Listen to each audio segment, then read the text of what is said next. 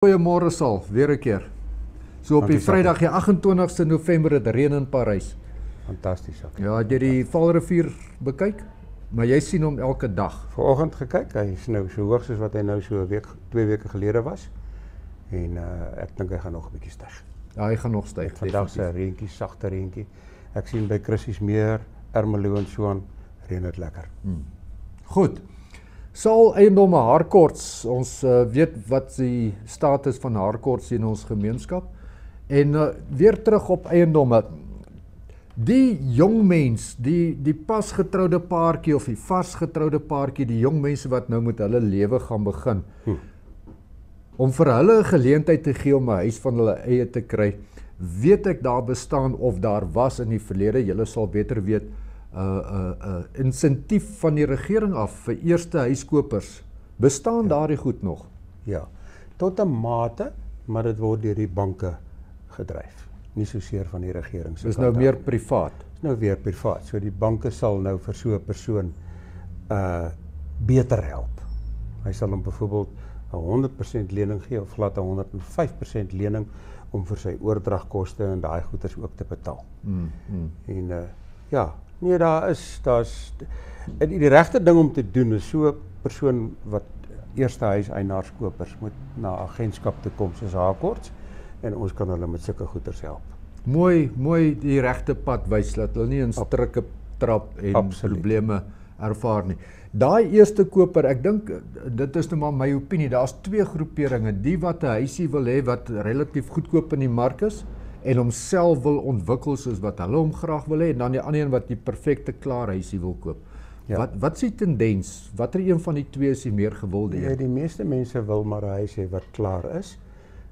As hy vir 'n eerste eienaar sal dit so werk as hy byvoorbeeld 'n huis koop van sê R500,000 en hy wil R200,000 op hom spandeer, dan sal die bank vir hom net eers die huis betaal, maar dan 'n boulening gee om dan die R200,000 te dek ook, en soos dit dan vorder, dan sal hy nou geld oorbetaal aan hom om dan vir die bouer te betaal. Om daai werkies te doen, ja. Goed, so die omgewing is vir eerste kopers is eintlik gunstig. Hulle word aangemoedig om in die eiendomsmark te belê. Ja, Sakkie, en wat ek wil ook mense aanraai om dit te doen, want as jy jou eie plekkie het, betaal jy jou eie plekkie af, en net nou is hy klaar betaal, jy weet, 20 jaar gaan net so verby, en dan sit jou eie plekkie waar jy 20 jaar gehuur het, en dan het jy nog niks nie. Ja. Die gedagte om te koop en te verhuur sal?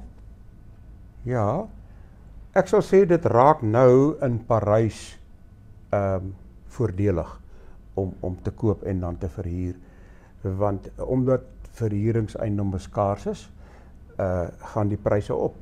Daar's baie min huise wat jy kan huur.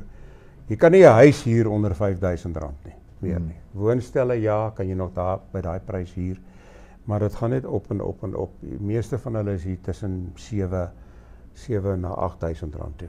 Vir 'n 3 is. Vir 'n 3 slaap. En daai bedrag is gewoonlik genoeg om jou verbandpaaiement te betaal. Dis my punt. Goed. Sal nog iets wat daai klas van eiendomme, die prysklas van eerste koper eiendomme vir die werkende ou is waarskynlik nou hier dig by R1 miljoen of in daai omgewing huidiglik in 2025. Is ek reg as ek so sê? Ja.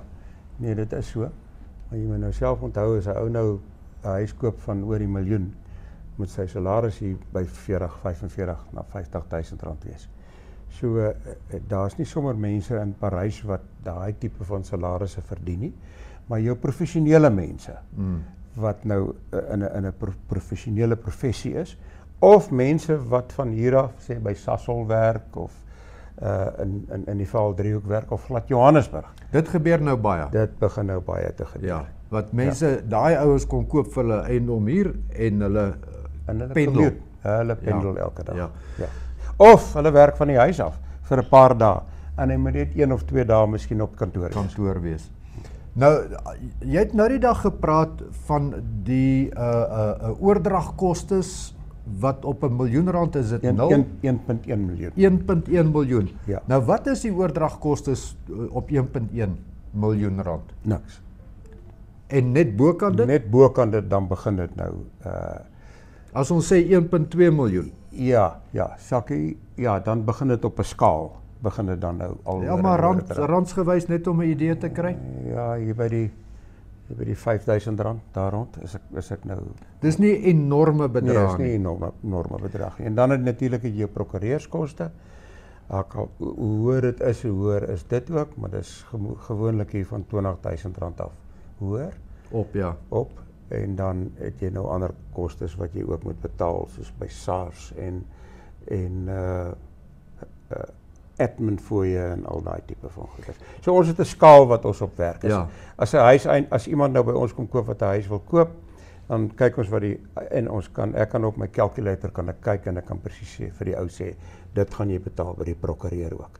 En dis 'n belangrike ding daai, want baie mense reken dit nie in. Dit moet bygereken word, ja. Yes. So jy moet genoeg geld hê om dit te betaal en jou huislening te betaal. En dan wat baie keer gebeur is, jy moet dan jou munisipale belastings en al daai goeders ook betaal. Wat jy moet inreken by die uitgawes. Die oordragkostes is die koper se verantwoordelikheid. As jy nou oor 1.2 miljoen gaan of oor 1.1 miljoen. Absoluut, ja. Ja, so dit moet ingereken word eintlik by die koopprys as jy daai begroting maak. Ja. En dan net nog iets, sal in Parys in ons gemeenskap, dit sluit nou in die 2 golfeilande en miskien ook die distrik, eiendomspryse die bo 1 miljoen in vergelyking met die in die miljoenrand omgewing, getalle gewys. Ja, in die dorp is daar van hulle 'n hele klompie. Dis nou die duurder huise. Ja. Wel, dis nou al maar 'n gemiddelde huis, Sakkie. 'n Gemiddelde huis kos deesdae 1 miljoen.